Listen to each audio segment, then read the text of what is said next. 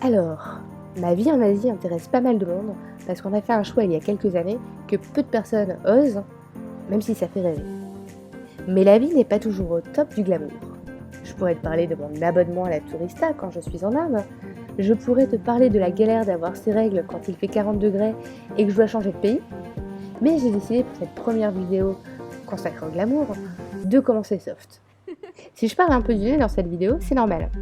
Même quand on vit en Asie, on peut attraper un rhume. Je sais que pour vous, en cette période pré-noëlesque, vous avez plus peur du rhume causé par le froid, et ma crève à 10 000 bornes de chez vous, causée par le chaud, elle vous passe un peu au-dessus de la tête. Mais je t'assure, c'est possible de choper la crève quand il fait 35 degrés, voire plus. Au lieu de dire qu'on a pris un coup de froid, on préfère dire qu'on a eu un coup de ventilateur, ça fait un petit peu plus exotique. Surtout qu'en France, le ventilateur ne sert que pendant les 10 jours et demi de canicule, et puis le reste de l'année, il est rangé dans le garage. Même la plancha sert plus souvent. D'ailleurs, si tu veux le mode d'emploi pour choper la crève en Asie, c'est assez simple. Petit 1, il fait chaud. Petit 2, tu transpires.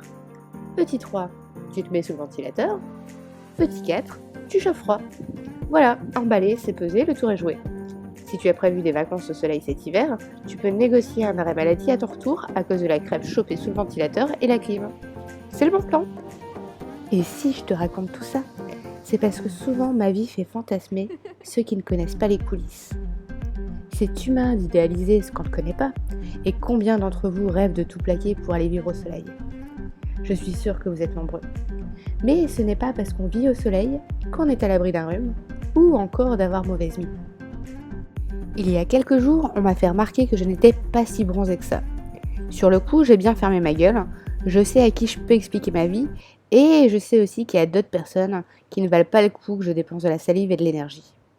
En revanche, à vous je peux l'expliquer. Si je suis si peu bronzée, c'est pas parce que je me préserve d'un éventuel cancer de la peau. Non, non, non. Si je suis si peu bronzée, c'est tout simplement parce que je travaille.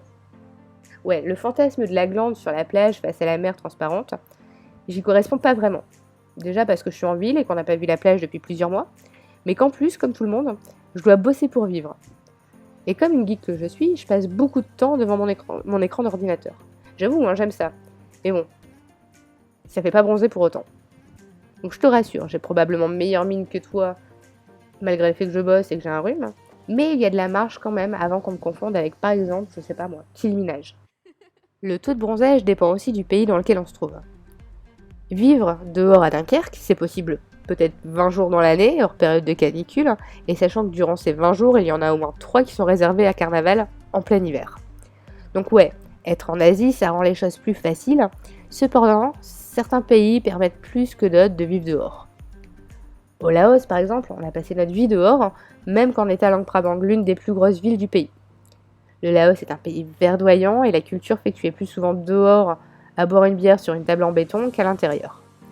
En Thaïlande, c'est à peu près la même dynamique, à l'exception de Bangkok, qui est une très grosse ville archi-urbanisée et archi-polluée. En Inde, on squatte pas tant que ça à l'extérieur la journée parce qu'il fait bien trop chaud, on va préférer le soir. En revanche, prendre des couleurs, même un soir de pleine lune, c'est pas hyper évident. Et en ce moment, on est en Malaisie, et même si ce pays partage une frontière avec la Thaïlande, c'est pas tout à fait le même climat. Ici, il pleut souvent et à peu près toute l'année. Il y a juste des variations de température et de précipitations.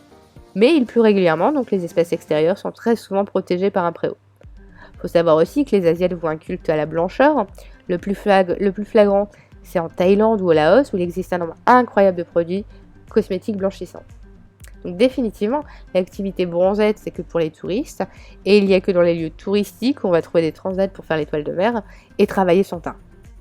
Alors je sais que mes préoccupations de rhume/ventilo et de bronzage en fin d'année, c'est un peu le cadet de tes soucis, mais c'est un peu comme quand je vois passer sur les réseaux sociaux des posts à propos de la raclette, ça me parle pas tant que ça vu qu'ici, il fait chaud. Non, je déconne. Je pourrais manger de la raclette même s'il fait 40 degrés, d'ailleurs on l'a déjà fait au Laos et ça nous a posé aucun problème. Ça manque clairement dans notre quotidien le fromage. Mais au final, moi j'ai le soleil, vous avez la raclette. On a toujours envie de ce qu'on ne peut pas avoir dans la vie. En plus, le soleil c'est moins fade que la raclette. À la sortie de l'hiver, les kilos de fromage vont directement se retrouver dans vos fesses, et moi j'ai pas ce souci-là. Au pire, une petite tourista en Inde et hop, les kilos disparaissent comme par magie, mais surtout à grand renfort de chasse d'eau. Enfin voilà, comme je te l'ai dit, mon mode de vie laisse rêveur pas mal de monde, mais il faut pas se laisser tenter à l'idéaliser. C'est probablement facile et j'avoue qu'on a fait le choix de cette facilité, mais ce n'est pas rose tout le temps. J'aurai l'occasion de revenir sur le glamour de mon quotidien dans d'autres vidéos, donc n'hésite pas à t'abonner à ma chaîne YouTube et à t'inscrire pour recevoir notre carnet de voyage en Asie dans le lien qui est situé dans la description. Bisous bisous!